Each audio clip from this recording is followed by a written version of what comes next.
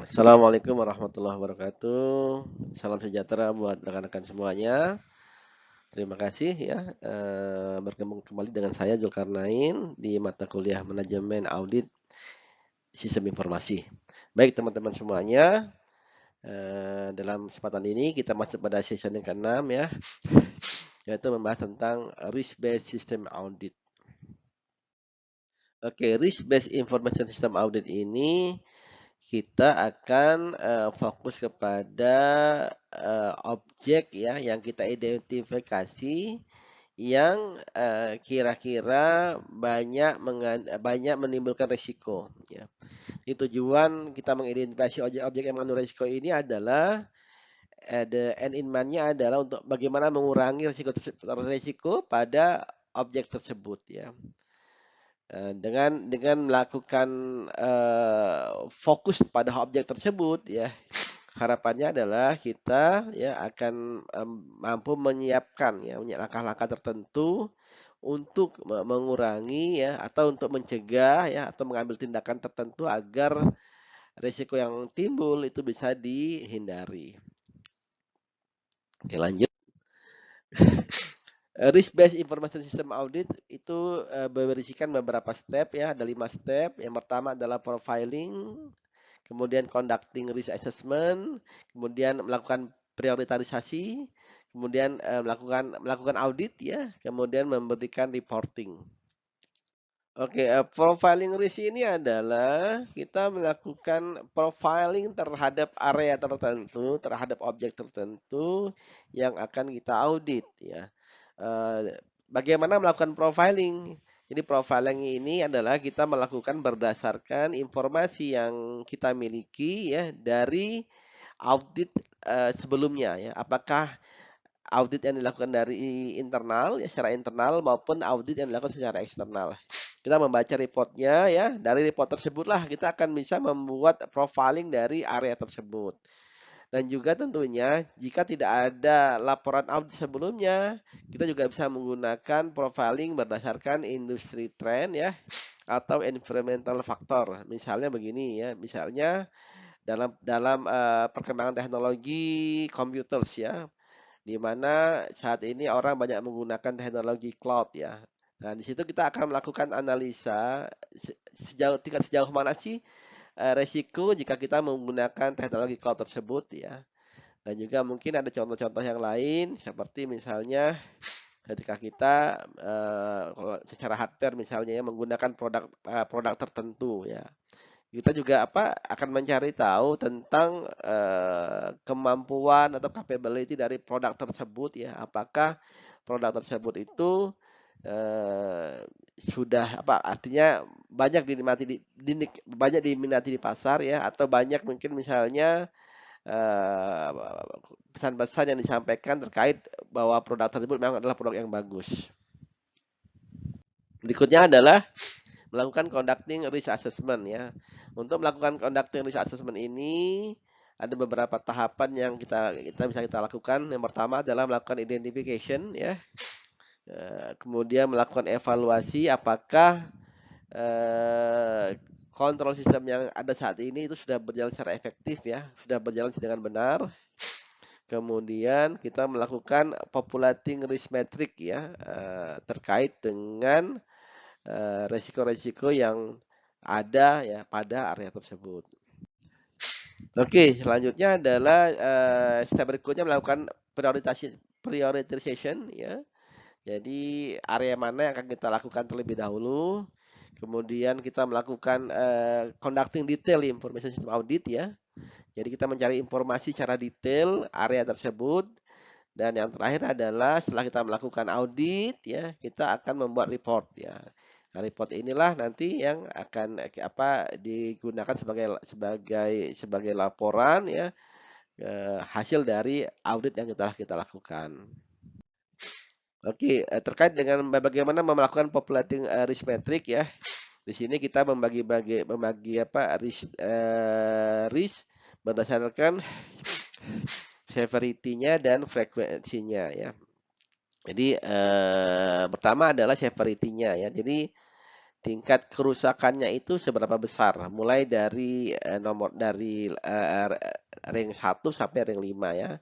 Di mana ring 1 imaterial, 2 minor, 3 moderate, 4 high dan 5 sangat kritikal. Ya kalau kritikal ini itu menggambarkan bahwasanya ini merupakan resiko yang sangat fatal yang bisa berdampak terhadap apa gangguan secara keseluruhan dari sistem yang ada. Kemudian frekuensi di sini adalah seberapa sering sih audit itu terjadi ya. Jadi ada dua sama dari 1 sampai 5.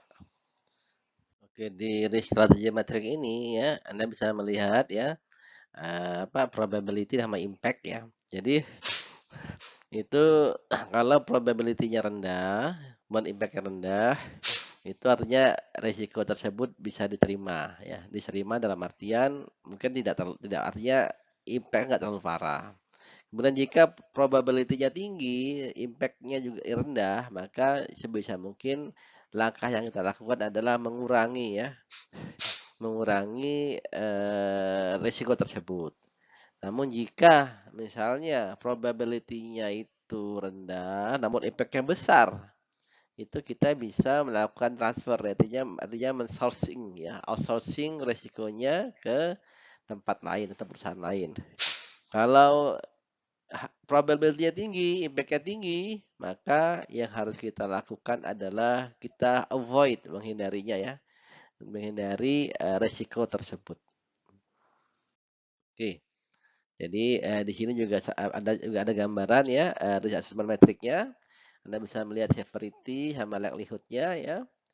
Jadi yang harus kita fokus itu adalah yang warna kuning dengan warna merah ya. Yang kuning warna merah itu ya inilah yang harusnya kita melakukan tindakan ya.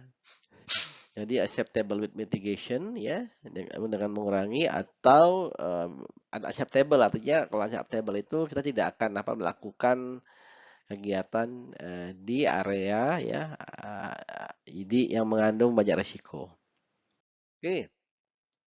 Jadi kalau ngomong avoid ya, if we choose this approach ya, you are aiming to completely eliminate the possibility of the risk occurring. Jadi kita benar-benar menghindari ya, membuat eh, risiko itu tidak terjadi ya. Nah, tentunya dengan harapan ya karena risk ini ya tentunya ini pasti risiko yang sangat besar ya, yang berdampak besar kepada perusahaan. Kemudian transfer ya. eh, Transfer ini misalnya kita akan melakukan jadi resiko yang akan kita hadapi ini kita transfer ke external party, misalnya ke insurance ya. Contohnya misalnya Anda punya mobil ya. Untuk apa? Resiko pasti ada dong di mobil ketika Anda mengendarai mobil di jalanan, maka salah satu cara mentransfer resikonya adalah dengan mengikuti program insurance ya. Lanjut. Oke, yang selanjutnya adalah reduce atau mitigate ya. Jadi kita berusaha semaksimal mungkin agar resiko yang timbul itu bisa dikurangi lah ya. Dan, dan apa ini merupakan action yang paling sering dilakukan. Oke, yang terakhir accepted ya. Accept ini artinya adalah eh, impact nggak terlalu besar ya, juga jarang terjadi ya. Jadi kalau saat ini terjadi pun tidak berdampak kepada perusahaan. Jadi kita mungkin bisa menerima risiko ini ya. Mungkin kerusakan juga nggak terlalu besar ya. Jadi ini sangat penting ya untuk kita mendefine risiko ini ya dengan melakukan risk metric ya. Jadi dengan risk metric ini sehingga kita bisa dapat mengambil langkah-langkah apa yang harus kita lakukan ya jika ya area tersebut mengandung risiko-risiko tertentu. Oke. Untuk menentukan severity ya, impact daripada risiko tersebut bisa bisa dengan pendekatan financial damage ya. Kemudian dari level 1 sampai level 5 ya. Anda bisa lihat di sini kalau kalau kurang dari 1000 level 1, kalau sampai ke 1M itu level 5.